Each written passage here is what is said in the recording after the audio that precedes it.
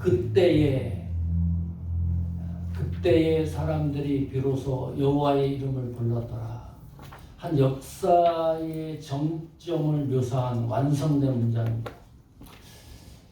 이 완성된 문장을 지금부터 풀어서 분리를 해서 다시 조립을 하려고 합니다.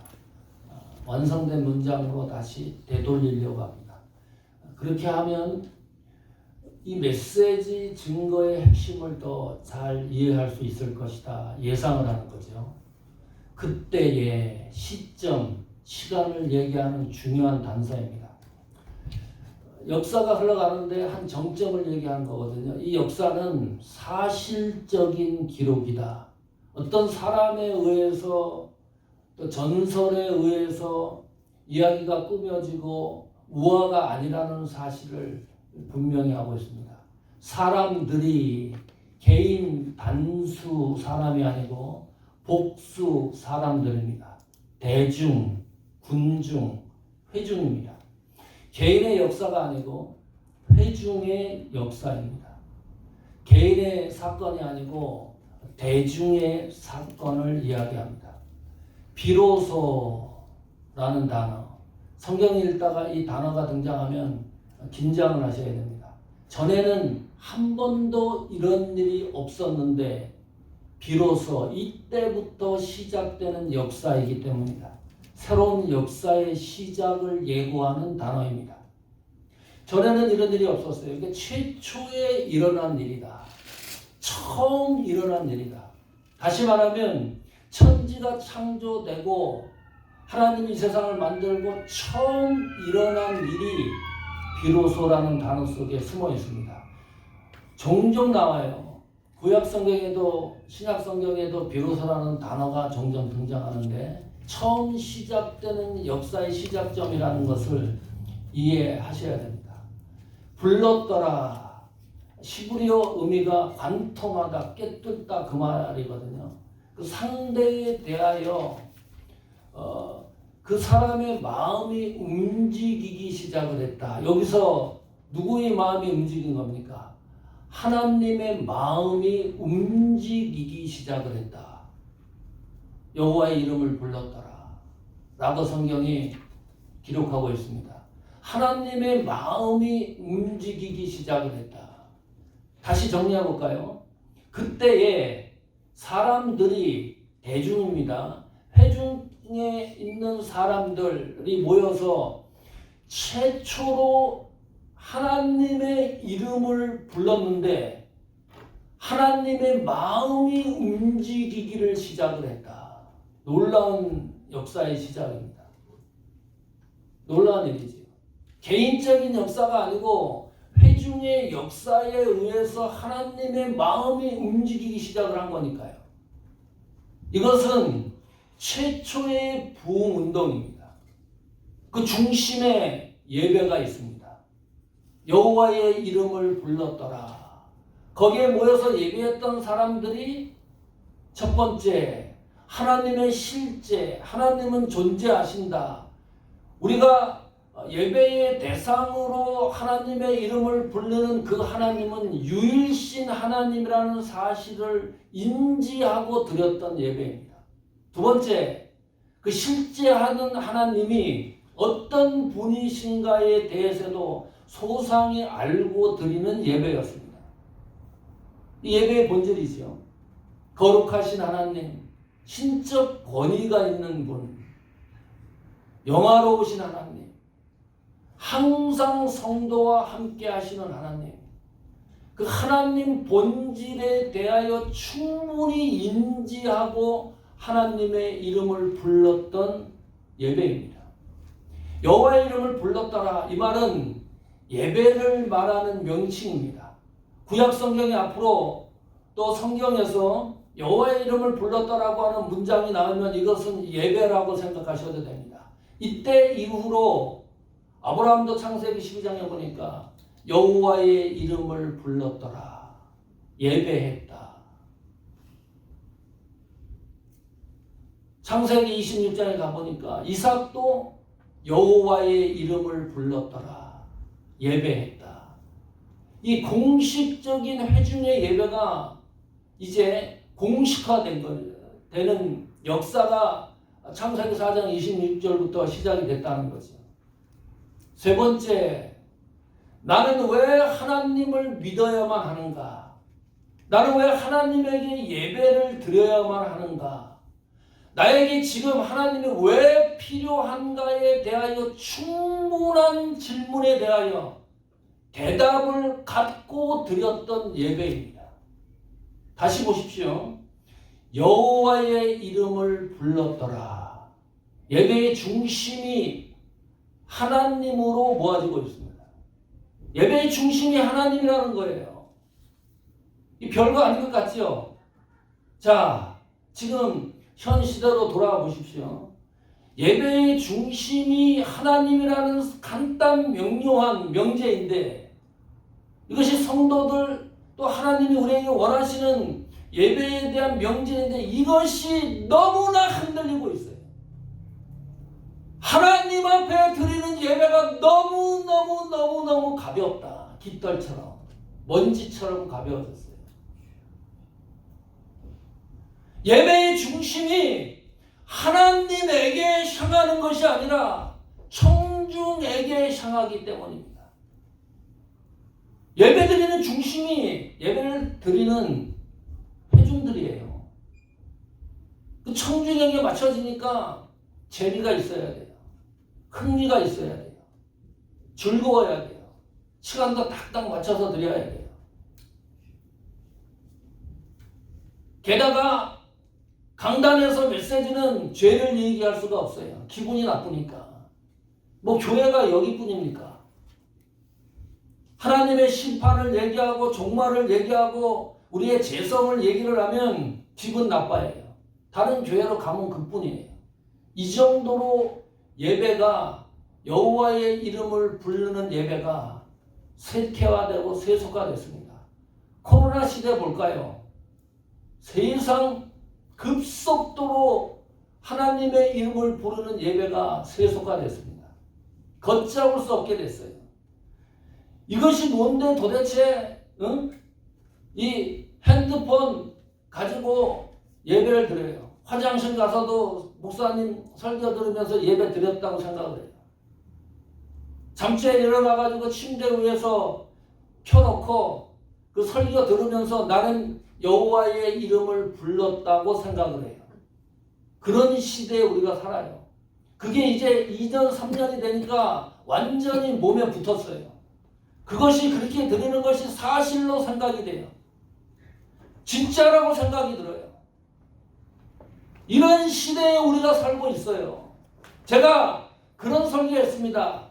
인터넷 예배는 예배가 아니다. 착각하지 마라. 교회를 예수 그리스도의 몸이라 그랬습니다. 교회를 예수님의 피값으로 세운 것이 교회라 그랬습니다. 인터넷이 예수님의 몸이 될 수도 없고 인터넷이 예수 그리스도의 피가 될 수도 없고 거기까지 나가다가는 오늘 설교가 끝이 안 납니다. 속이 좀 상해가지고 그쪽으로 가면 아주 마음이 아주 그냥 너무너무 불편해요. 근데 그게 또 정상이라고 생각을 하고 그쪽으로 가는 방향으로 가는 것이 세대 풍조라고 생각을 하고 그쪽으로 가는 사람들이 많이 있으니까 하나님은 그럴 일은 없지만 모든 걸 포기한다 그래도 한 가지 포기 안 하는 게 있습니다. 교회입니다. 올바른 예배입니다. 이거는 하나님이 예수님 오실 때까지 하나님의 자존심이고 그거는 하나님이 놓치지 않을 것이다. 그러면 이 시대에 하나님에게 바르게 올바르게 드리는 예배를 드리고 그 교회의 본질을 지켜나가는 교회가 단 한 곳이라도 있으면 하나님은 그 교회를 이용해서 하나님의 역사를 이끌어가는 거예요. 오늘 이 말씀이 창립 4주년 기념 예배에서 우리 마음속을 울리게 하는 거예요. 비로소 이때 여호와의 이름을 부르는 일들이 시작됐다. 그 역사 속으로 한번 들어가 볼까요? 그 흐름을 한번 쭉 따라가 보겠습니다. 하나님이 창세기 1장부터 3장까지 잘 보시면 사람을 창조해 놓고 하나님이 사람에 대해서 깊숙하게 관여합니다. 관심이 너무 많아요. 그냥 길을 걸어가도 하나님 숨소리가 들릴 정도로 관심을 갖습니다. 그 사람, 아담과 하와는 잘 모르겠지만 하나님이 만드신 사람들에 대해서 하나님의 숨소리를 들을 정도로 하나님이 밀접하게 같이 동행을 해요. 창세기 3장에 가서 사단이 일어나요. 아담하와가 범죄하죠. 어디로 도망갑니까? 동산 나무 사이로 숨었더라. 인간이 하나님 낯을 피해서 도망간 곳이 하나님 시야를 벗어나는 방법이 그 정도 수준밖에 되지 않습니다. 저는 성경을 읽을 때마다 너무 웃긴 거예요. 하나님 낯을 피해서 도망간다는 게 기껏 가봐야 동산 나무 사이에 숨어요. 그러면 하나님을 피했다고 생각이 들겠지. 하나님이 또 집중합니다. 하나님 시야가 벗어나지를 않아요. 창세기 4장 1절 드디어 아담이 자녀 하나를 태어나게 합니다. 창세기 4장 1절입니다. 아담이 그 안에 하와와 동침하매 하와가 잉태하여 가인을 낳고 이르되, 여기 같이 읽겠습니다. 시작. 내가 여호와로 말미암아 등남하였다 하니라. 이 성경 말씀 많이 읽었던 부분이죠. 어떤 느낌이 있습니까? 새로운 특별한 것이 있습니까? 너무나 서글퍼요. 이 문장을 읽으면서, 이 말씀을 읽으면서. 가인을 낳고 여호와로 말미암아 하나님 이름을 붙이는데 하나님 이름을 얘기하는데 너무 불길해요. 등남했다. 얼마나 좋은 일이에요. 성경을 읽는 독자는 사건을 너무 잘 알아요. 우리는 다 알고 있는데 이 당시 창세기 4장 1절에 아담은 모르는 거죠. 이 가인이 훗날 살인자가 된다는 사실을 모릅니다. 만약에 가인이 살인자가 된다는 사실을 태어나면서부터 아담이 알았다면 여호와로 말미암아 등남했다. 바보가 아닌 이상 이렇게 좋아할 리가 없습니다.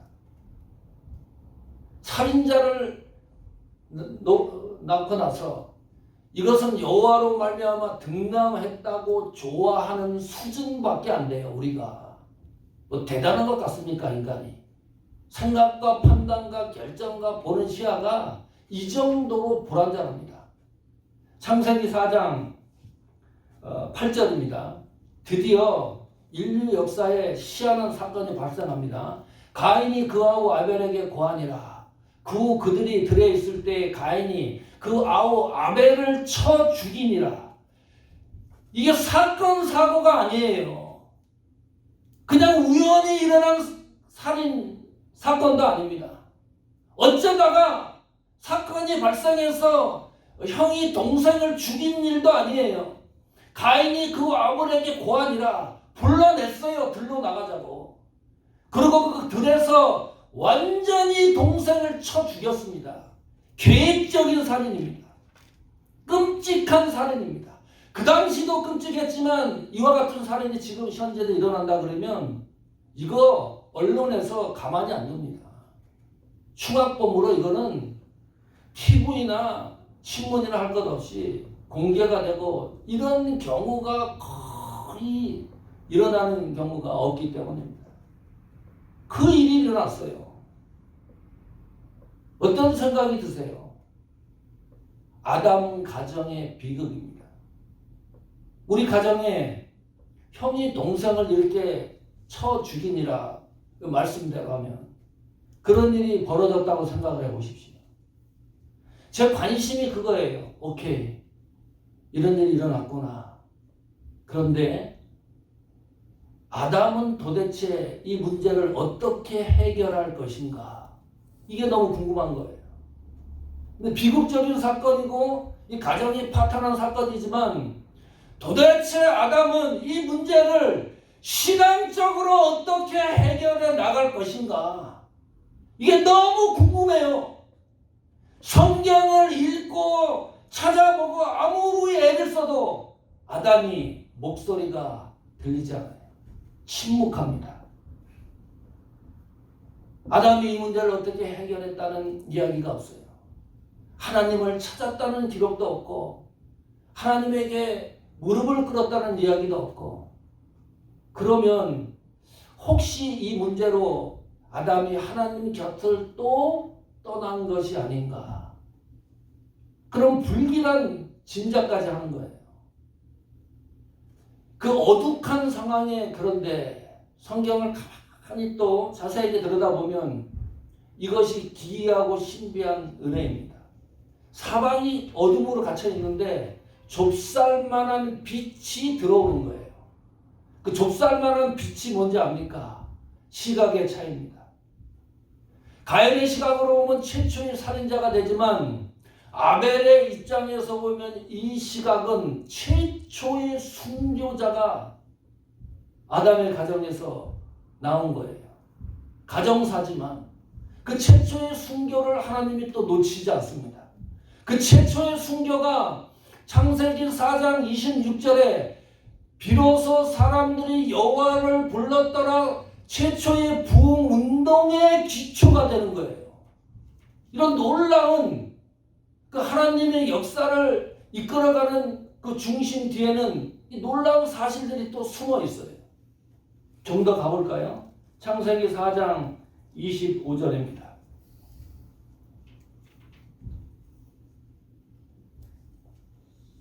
창세기 4장 25절. 네, 제가 읽겠습니다. 4장 25절. 아담이 다시 자기 아내와 동침하매 그가 아들을 낳아 그의 이름을 셋이라 하였으니 이는 하나님이 내게 가인이 죽인 아벨 대신에 다른 씨를 주셨다 함이며 그랬습니다. 성경에 아벨이 죽고 난 이후에 최초로 아담의 심정이 기록된 성경이 창세기 4장 25절입니다. 이 말씀의 또 문장도 자세히 살펴보면 아담이 얼마나 가슴이 아팠으면 그런 마음 고통을 계속 갖고 있었던 것 같아요. 내게 가인 죽인 이 사실을 놓지 못하고 있었어요. 너무 힘드니까, 너무 가슴 아픈 일이니까, 고통스러운 일이니까. 그런데 아벨 대신에 셋이 태어나면서부터 변화가 일어나요. 아담에게 다른 씨를 주셨다, 대신 주셨다. 이 셋이라고 하는 뜻이, 이름의 뜻이 그런 의미입니다. 하나님이 나에게 드디어 이 고통의 문에서 벗어날 수 있는 길을 주시고 있구나. 이것을 아담이 인지하고 있는 거예요. 비록 가인이 죽인 고통은 알고 있지만 그것이 벗어나는 상황을 아담이 인지하고 있는데 여기서도 아담은 하나님을 찾지 않습니다. 하나님 앞에 예배했다는 기록도 없습니다. 하나님 이제 이 문제를 해결해 주셔서 감사합니다. 이런 고백도 없습니다. 제가 한번 질문합니다. 대답해 보십시오. 그러면 셋이 태어났을 때 아담의 나이가 몇 살이었었죠? 아시는 분?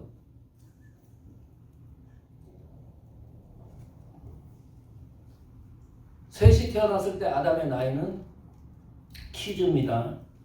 모르시는 거예요? 아니면 모르는 척 하는 거예요? 모르겠습니다. 네. 어렵죠? 5장 3절 보겠습니다. 창세기. 한번 읽어보십시오. 시작. 아담이 130세에 자기 모양 곧 자기 형상과 같은 아들을 낳아 이름을 셋이라 하고, 여기는 아주 발전이 됐어요. 아담의 마음이. 셋을 낳고 보니까 이 아이가 자기랑 똑 닮은 거예요. 얼마나 기뻤겠어요. 하나님이 아담은 어떨는지 모르는데 계속해서 아담을 향해서 은혜를 주고 있었구나. 그런데 이때 아담의 나이가 130세입니다. 자, 셋이 결혼을 하고 성장을 해서 아이를 또 낳겠지요. 창세기 5장 6절입니다. 셋은 105세에 에노스를 낳았고 셋이 성장을 해서 105세에 또 다른 자녀 하나를 낳습니다. 창세기 4장 26절로 다시 돌아와 보십시오. 자, 다시 이 말씀을 다 같이 한번 읽어보겠습니다. 시작. 셋도 아들을 낳고 그 이름을 에노스라 했으며 그때 사람들이 비로소 여호와의 이름을 불렀다. 잘 보세요. 셋도 아들을 낳고 그 이름을 에노스라 부르는 그때를 얘기를 해요. 그 시점이 딱 맞아져서 그때 사람들이 비로소 하나님 앞에 올바른 예배를 드리기 시작을 했다. 그 말이거든요. 자, 그러면 이때 아담의 나이는 몇 살이었을까요? 셋도 아들을 낳고 그 이름을 에노스라 했을 그때의 아담 나이는 몇 살? 250? 205.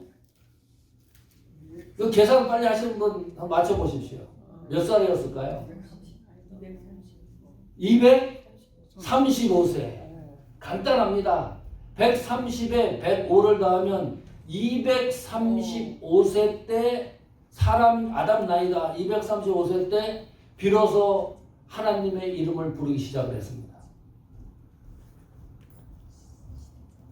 아무 느낌이 없으세요? 235년이라는 이 숫자에. 저는 이거 발견하고요. 깜짝 놀랐습니다. 개인적으로. 세상에 어쩌면 이런 일이. 아담이 930세까지 살았어요.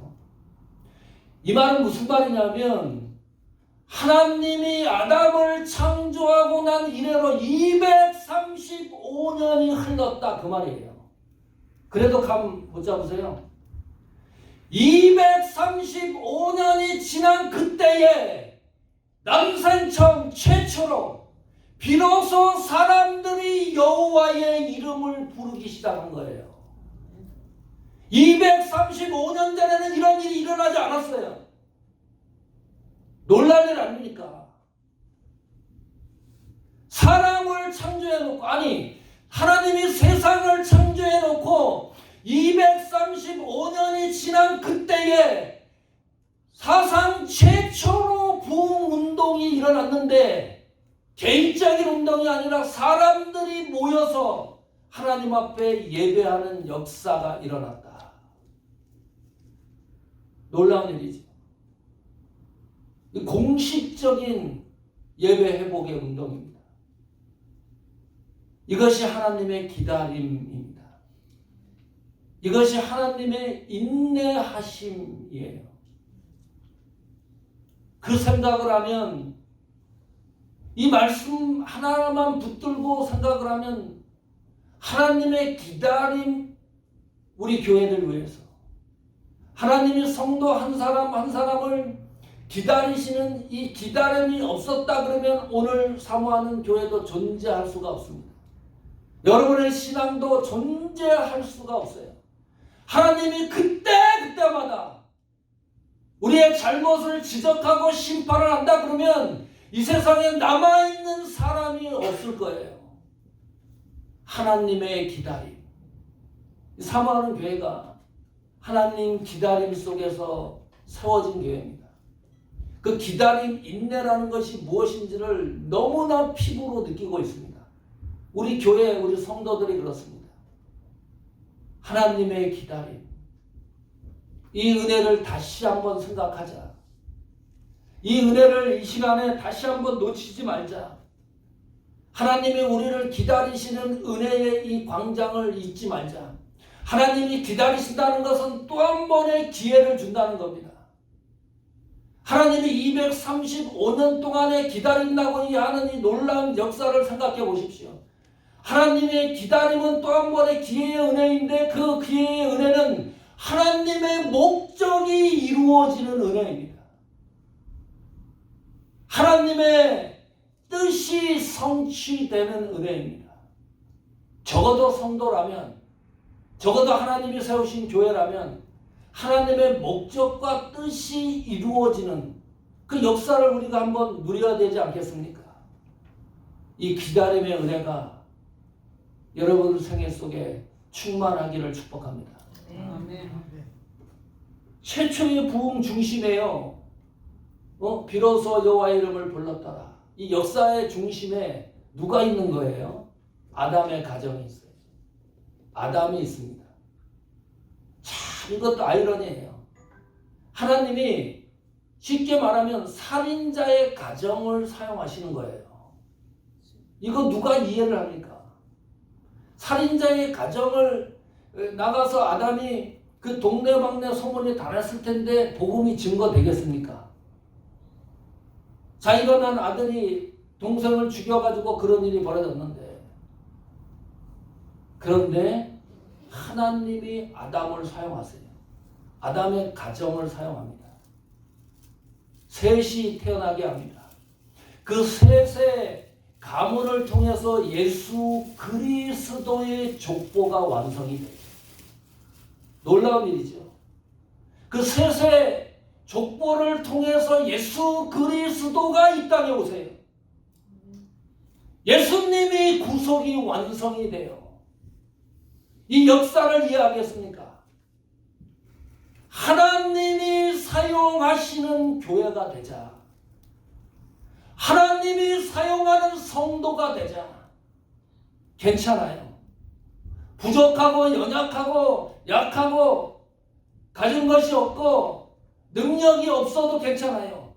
하나님이 사용하는 교회와 성도가 되자. 제가 기도하는 게 있습니다. 하나님, 우리 사모하는 게 항상 빠지지 않아요. 기도할 때마다 하나님, 우리 사모하는 교회를 이 시대에 단 한 번만이라도 제대로 사용되는 교회가 되게 해주십시오. 아멘. 우리 교회 성도들 단 한 번만이라도 제대로 하나님이 놀라운 계획과 목적을 위해서 사용되는 성도가 되게 해주십시오. 아멘. 하나님이 사용되는 믿음의 신앙인이 되기를 축복합니다. 아멘. 하나님이 사용하시는 사역이 되기를 축복합니다. 하나님의 능력과 권위를 조작하지 말자. 있는 그대로 하자. 기다릴 때 좀 속이 타고 답답하더라도 하나님이 또 역사할 때까지 기다릴 때는 또 기다리자. 사람을 의지하고 물질을 의지해서 이것이 성공했다라고 거짓 증언하지 말자. 이것이 하나님의 영광이라고 그냥 막 조작하고 이야기하지 말자. 힘들더라도 하나님이 사용하는 교회가 하나님이 사용하는 사역이 되게 하자. 4주년을 맞이하면서 다시 한번 다짐합니다. 그리고 다시 다져요. 이 문구가 얼마나 좋습니까? 하나님의 권위 아래서 하나님의 영광을 위해. 이것이 우리 교회의 존재론적인 목적이고 우리 신앙의 목적이 되기를 축원합니다. 네.